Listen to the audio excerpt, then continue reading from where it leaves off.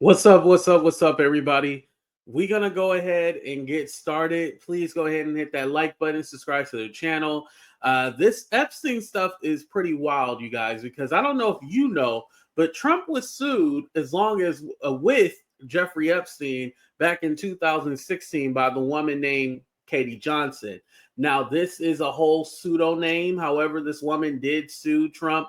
Now, what's interesting is that in November, she dropped her case. And that was obviously when Trump became president. And we've never heard about this again. But this video is now resurfacing. So we're going to get into all that, you guys. So go ahead, grab you a seat, grab you a drink, whatever. We're going to get into it.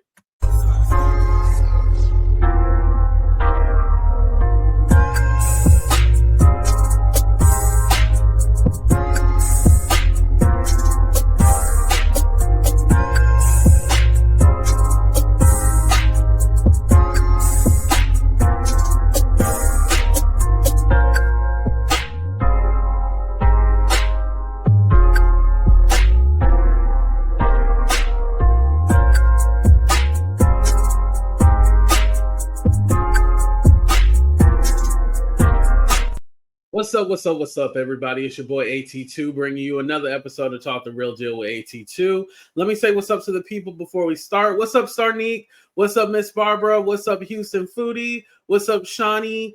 Shout out to our members. Shout out to Foreign Bay. Shout out to Shauna. Thank you.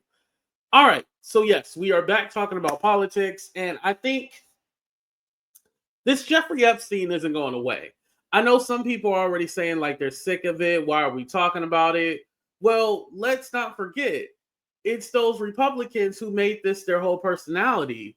And now you don't want to release the files? I thought you were all about the truth and exposing the deep state. I think Republicans are now realizing, no, Trump is the deep state. Let's not forget, he's supposedly a billionaire. So, I mean, did you think that he was outside the club? No, he's probably running the show. So let's go ahead and get into this interview. Again, for those of you who don't know, this is a pseudonym name that Katie Johnson had took on. Now, some people are wondering like why her face is blurred out because she was anonymous. She was a Jane Doe originally in the interview, and then she took on the pseudonym Katie Johnson. So I want to say that in 2016, she filed this lawsuit.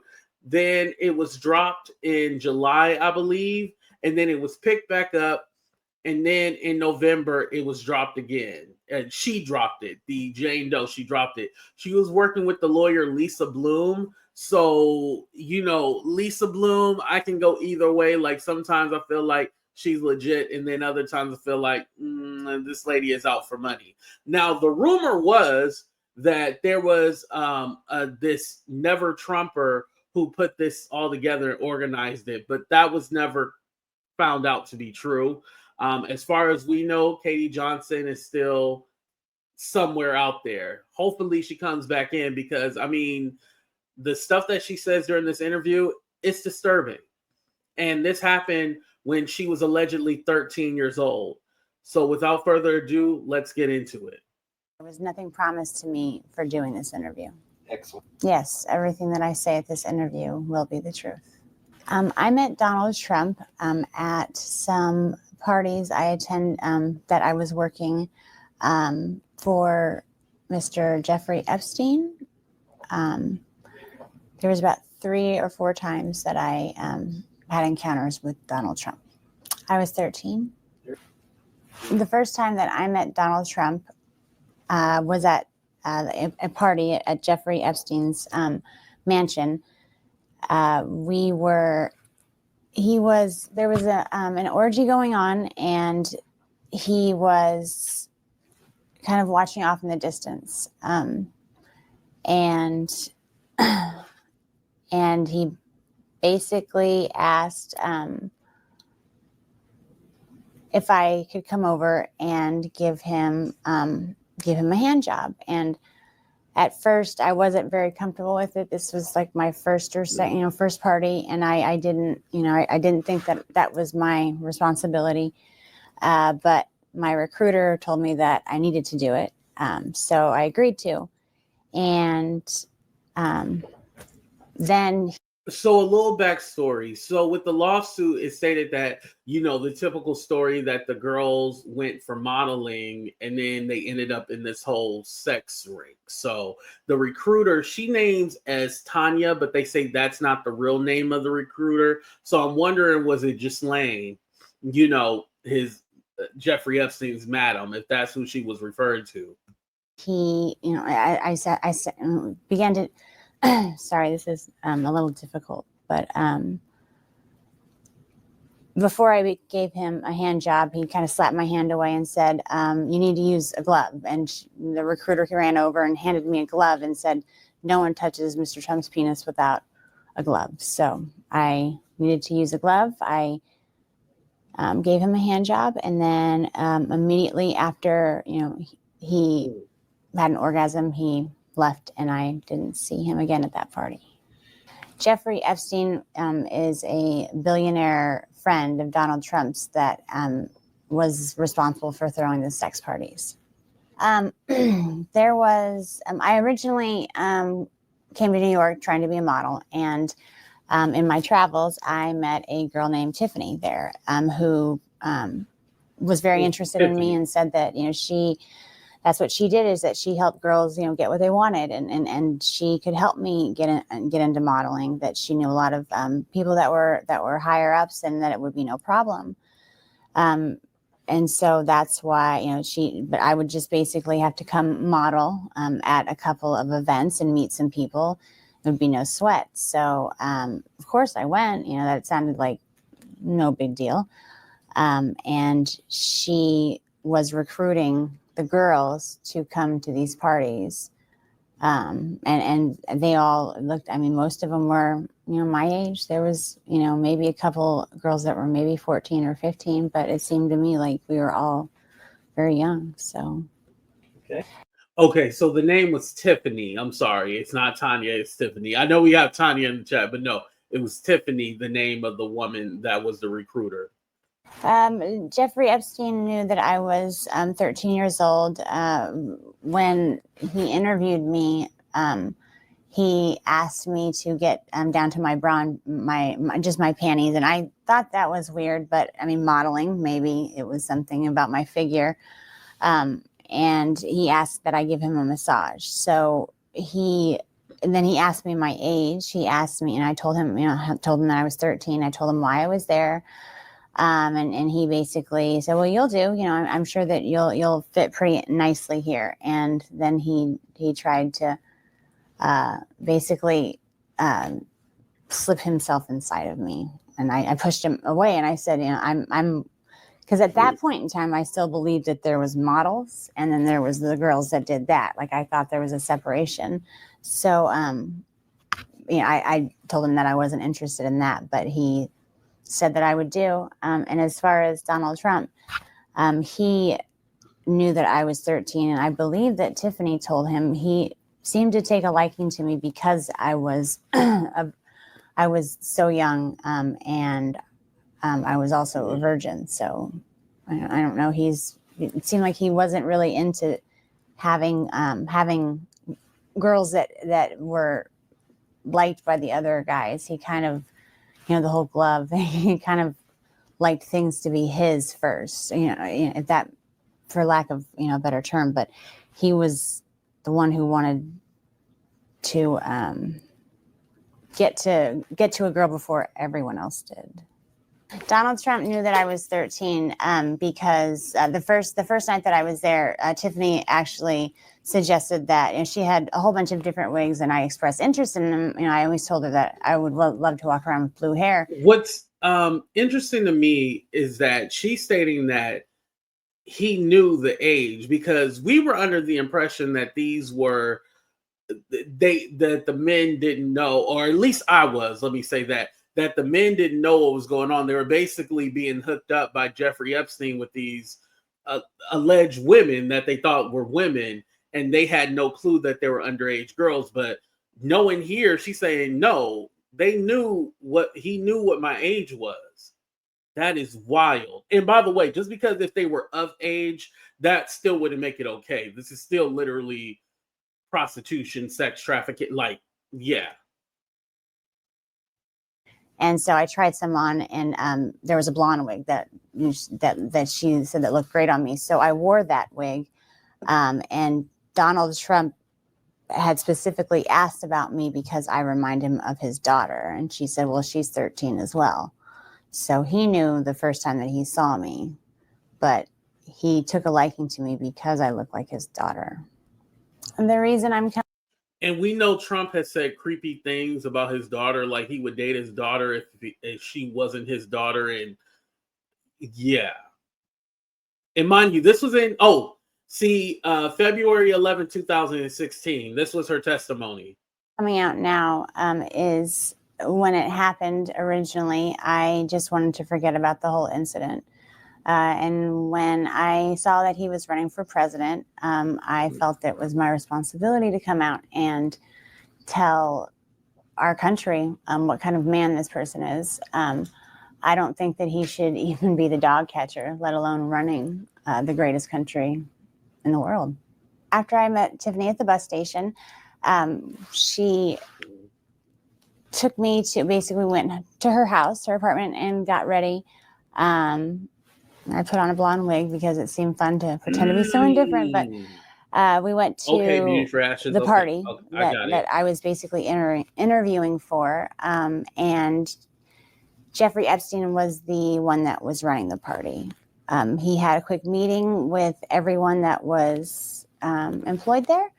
And then he had a private interview with me. The first time that I met Jeffrey Epstein, he did try to force himself inside of me without getting the go-ahead or anything. And then it was probably about the third or fourth party is when he basically forced, it was another massage, and it was basically like, it wasn't sex, but there was penetration, and I told him that I didn't want that, but he kind of got a little irritated. So I don't know, there was something about him that I guess I kind of held him I held a lot of resentment towards him. By that time that happened, I kind of already started catching on that maybe I wasn't there for modeling, and maybe I was just getting used for things. And I felt that kind of held him responsible. Now, I haven't watched the whole thing, but I'm wondering, like, where was her parents when all this was going on? That's one thing, like, I'm all like, okay, what's going, like, would she go home afterwards? And, let me not skip ahead. Let's continue watching. Cool. I did receive money to go to these parties. After every party, I was paid by Mr. Epstein. There wasn't, out of all the girls that were there with me, most of them were 13, 14. I think the oldest one might have been 16, just turned 16. And she'd been there for a while. It was Tiffany. He liked to watch other people have sex. He's a germ, doesn't like germs. So he, rather than partaking, he just watches. So, and Tiffany had informed him that I was the virgin. And so I was basically, so it was Tiffany who introduced us. Okay. Second time that I saw Mr. Trump was same scenario. He was onlooking at an orgy, and Tiffany came over to me and said that Donald Trump had requested that I perform oral sex on him, and I'd never done something like that with anybody, so I was a little nervous. So I walked up to him, and he was sitting there very proud, and I just kind of moved in that direction, and he kind of slapped me away and said, "What are you doing? You need to put a condom on." Like I was some dirty filth or something without a condom. Tiffany ran over and handed him gave me a condom and apologized, profusely, and said that would never happen again. And she looked at me and scolded me basically like a child and said that, and that's not how, Donald Trump always, anytime you touch his penis, it needs to have a condom on or a glove, and especially when it comes to performing oral sex. So I apologized, and then He didn't I run that performed franchise. oral sex on him. And once he was done, he hopped up, and that's the last I saw of him at that party. It's like once he's done, he's out. So Okay. sometimes some of the things that I noticed that were weird with him was sometimes before the parties he would come over, and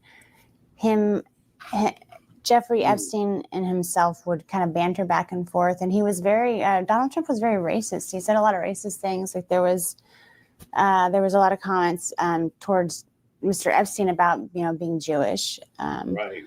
and called him a Jew bastard, so that he was cheap. And there was some words I didn't even understand. Something about his the shape of his penis being directly related to his mole, or I'm not too familiar with the Jewish tradition. So what the?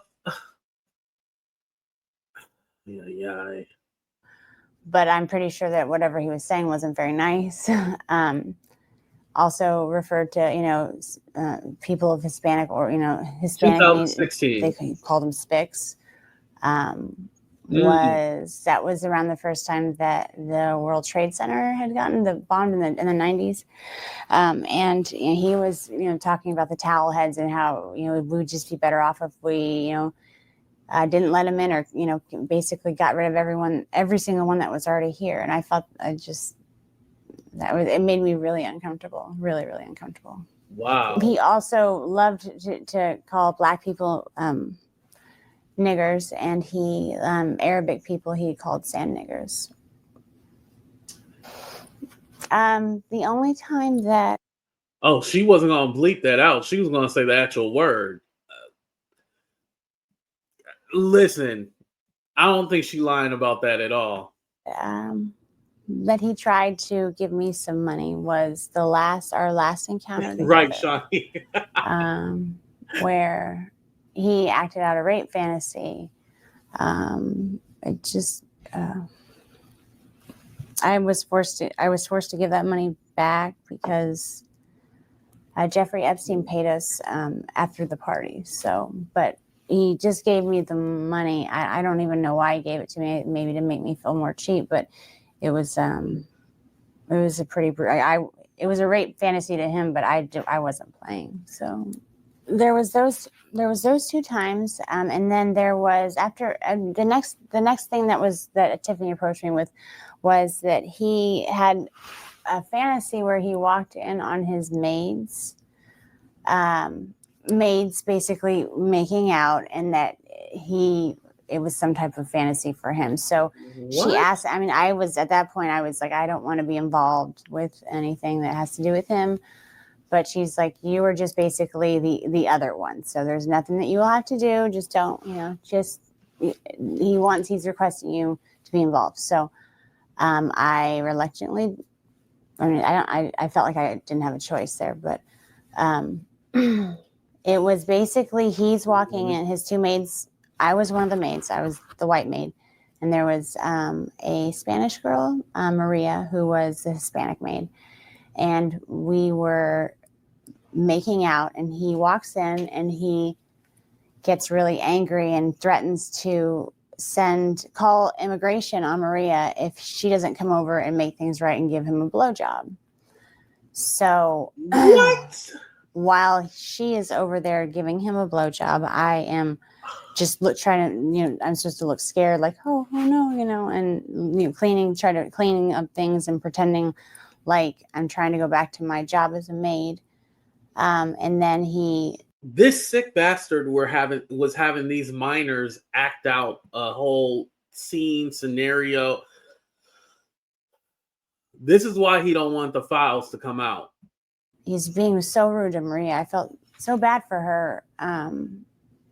Even though I guess it didn't seem like a fantasy. It didn't seem like it's the weirdest fantasy as far as that. You know, he was threatening to call immigration on her, you know, so that she didn't know how to, you know, she wasn't even near going down to give him,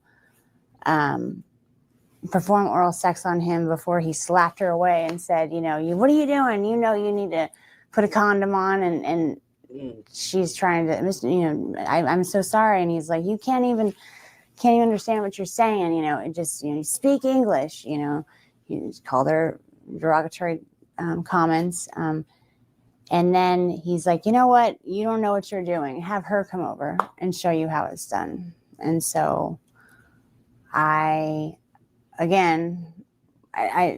said that I didn't, you know, I had to go over there or else he was going to call immigration on Maria. I didn't know if it was true or not, but I felt that, you know, he said that if I didn't show her how to perform oral sex on him, then he was going to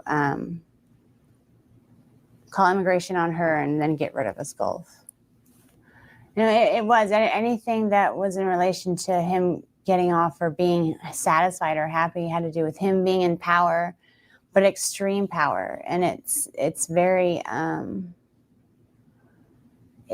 hard to even, it was always intimidating when he was like that. It was always, you didn't really know if it was true or, I mean, like if you refused to play along, would he really call immigration on Maria? Would he really get rid of us both? And I didn't even want to know what that meant. You know, I always didn't, it wasn't a game. It just felt like it wasn't a game. Yeah. The one night that I had the blonde wig on, he mentioned that I looked like, you know, that I reminded him of his daughter. And actually the maid fantasy, I didn't have a blonde wig on. I was trying to stay away from blonde wigs at the time, but he actually told Tiffany that that's what he wanted me to wear. Like he wanted it, and anytime I put it on, anytime I had it on and he'd see me, he would say, "Oh man, you look," and it wasn't like "Oh, you remind me of my daughter." It was this sick, evil, like, you remind me of my daughter. It was just this weird pleasure, sick smile. Like I don't even want to know what he was thinking about. I could. And like I said, there's been things that he said in the past about his daughter, so that's making a lot of sense. Imagine what he was thinking about. After the parties would end, we were to report to Mr. Epstein and basically tell him everything that happened, with who, what they liked, what they disliked, if there was any requests, if there was any talk about anything. That's what, you know, we told Mr. Epstein everything. And then he paid us, and then we got to go home. And most of the time with me, you know, I would either, you know, I normally got taken to the airport, you know, so to go back home.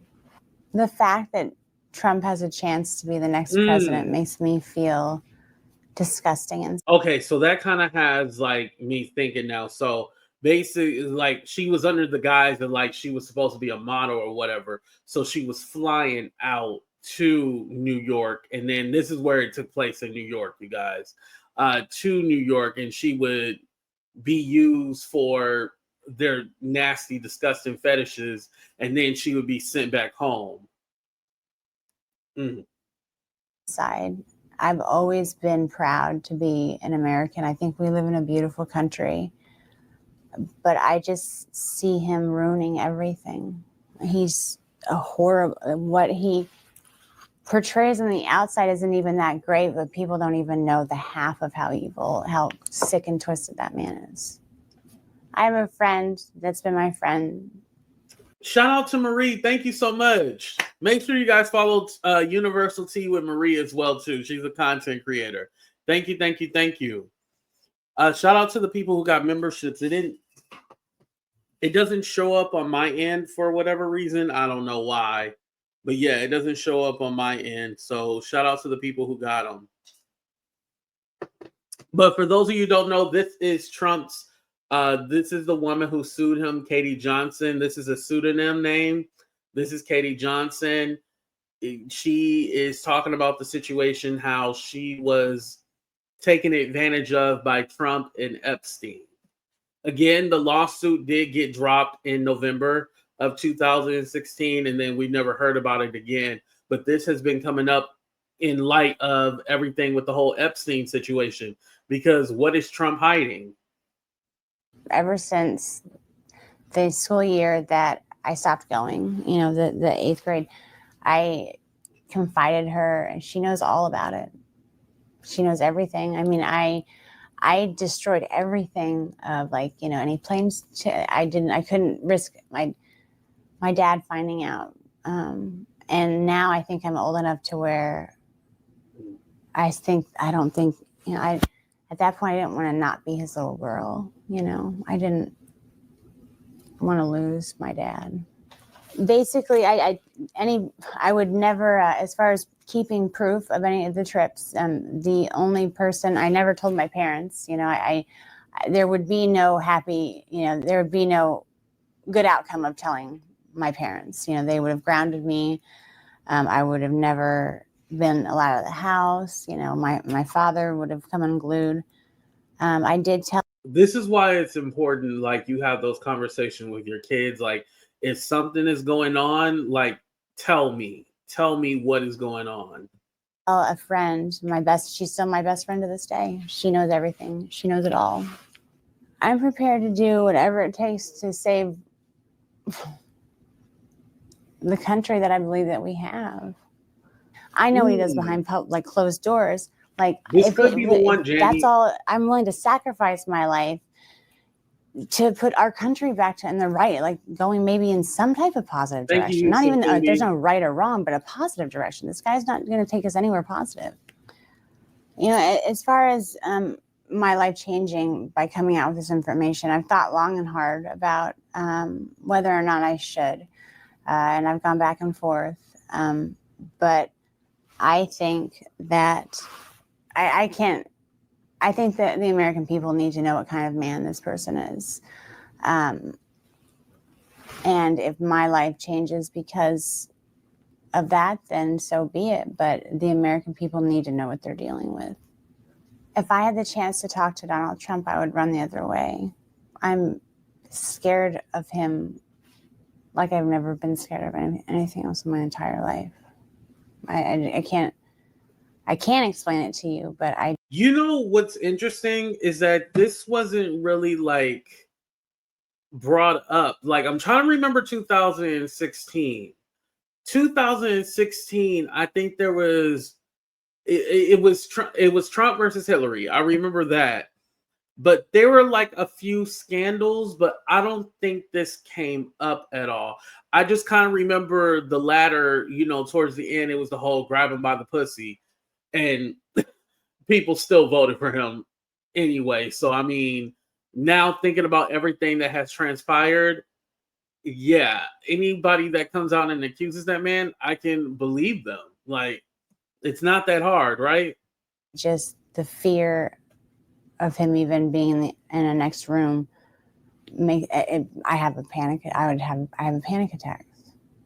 The last encounter that I had with Donald Trump, Tiffany approached me about a rape scene that was supposed to be played out, and I didn't like the sound of that at all. But Tiffany promised, assured me that it wasn't going to be, if it was anything I wasn't comfortable with, we could stop. That she would be right there, and that it wouldn't get out of hand, and that it was a fantasy, like it wasn't really going to happen. Mm-hmm. And so I told her that I would. She basically, I mean, Tiffany was always nice to me. She wasn't that I trusted her, else and I wouldn't always trusted her or done what she asked me to. But she was there, and he came in, and I was basically tied to a bed with pantyhose, and he tied him. They were so tight, it hurt to even like lay there. And I tried to say something, and it was like, he just, shut up, shut up, bitch. This is basically like he was being really, really rough. And I understand. I mean, it just didn't seem like a fantasy. Thank and you, I beautiful. started to get scared, and he was, basically like ripping my clothes off, and I was actually really, I got freaked out. I told him that I didn't want to do this. I was, I screamed over for Tiffany, and she was like, Mr. I Trump, agree, Darcy. and she's only, this is scaring her. And he's like, oh, you shut up too. He just turned into this animal. It was like a completely different person. It was like everyone in the room was scared of him. And I was, it was like she did. I couldn't do anything about it. And yeah, she's talking about the last time she seen Trump. This is when he raped her. He ripped off all my clothes, and he started to basically have sex with me, and I was screaming because I'd never had sex before. It was my first time, and Tiffany was yelling at him too. She was saying I was a virgin, and he told us to just shut the fuck up, and just basically took my virginity while I was crying and telling him to stop. And that's basically begging for him to just stop. And Tiffany didn't know what else to do either. No one was there to help us, or me. And so after the fact, he basically finishes it. It didn't take that long at all. I mean, but it was just, it felt like it was like 5.5 hours. It felt like it was an eternity. Like, I don't even know how long it was, but he was done, and I was crying, and Tiffany was consulting me, and she was, apologizing. She told me that she just never put me in that situation again. But he comes over mad because I was crying, and he said that I should be thankful that someone like Donald Trump took my virginity. He basically didn't say took my virginity. He said, I should be glad that someone like Donald Trump popped my cherry, and not some pimply little 14-year-old. And I just was like, what if I said, what if I get pregnant? Not even talking to him. I didn't want to talk to him. I was talking to Tiffany. And he said, well, you'll get an abortion then, bitch. And then just walked away. So he didn't even use a condom. Wow. I asked, I told Tiffany I needed to go home. I never went back again.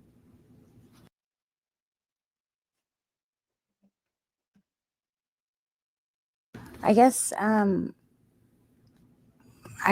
it's for you to decide, I mean, if I don't have any kids myself, because I'm afraid to have kids, because who knows what kind of damage they can get into. But if you have a 13-year-old daughter and would you be okay with the person who's running our country doing that to your little girl?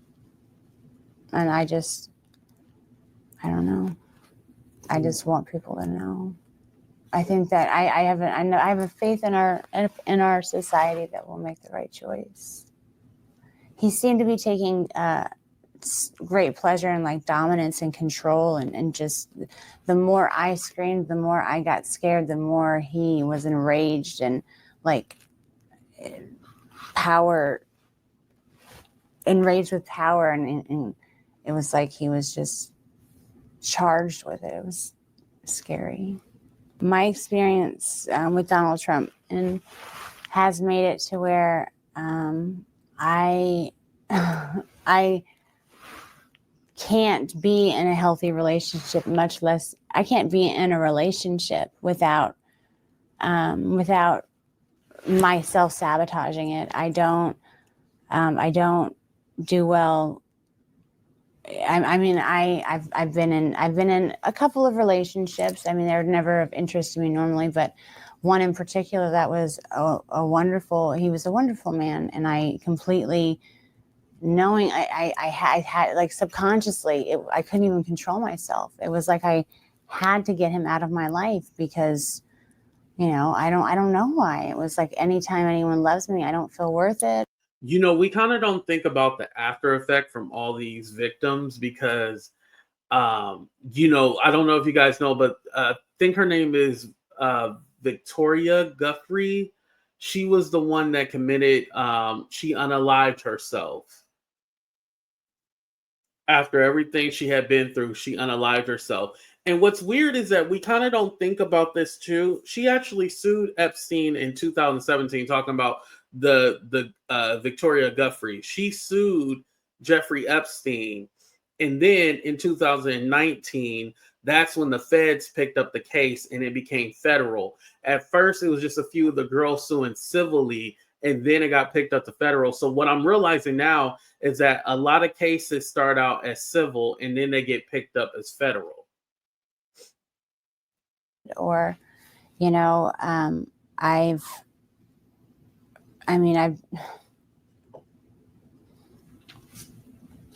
don't even know how to explain it. Like I can't. Friends, I can have acquaintance that, you know, guys that are acquaintances, but I just, you know, anytime it's maybe someone expressed anything else besides that, I can't. I take some type of pleasure, not some type of, I don't take pleasure in it, but subconsciously, whether I mean to or not, sometimes I've meant to. It's like I purposely hurt their feelings, just so they'll never talk to me again. Like I make sure that it's not ever a possibility. And Donald Trump destroyed my feeling of self-worth and my self-esteem when it was still growing, like when it just bloomed. It hadn't even had a chance to experience anything. Right, EH. I have only spoken to one therapist about this just recently, actually. I for a long time I just really just tried to forget about it. Just tried very hard. But I've been to counseling for other things, and I went to counseling for the previous relationship that I was sabotaging, and my counselor said something has happened to you where you need to deal with that. That's actually what kind of was like, He knew that there was something that had happened where I was sabotaging these relationships, but you know, he said that it was my responsibility to deal with it, of course. This situation with Donald Trump has destroyed my self-esteem, and it's made it to where I feel like it's destroyed part of my life. I haven't, the only healthy relationship I've completely demolished. And I love to choose the dysfunctional ones that I know I can just push away. After what happened with him, I can't trust a man ever again.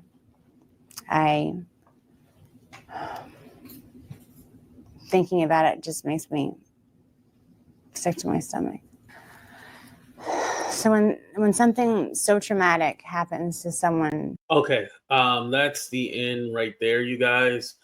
So I don't know if you know, but sometime like late last night, they did a vote, like this committee in Congress did a vote to see if they were going to release the Epstein files. All the Republicans voted no, except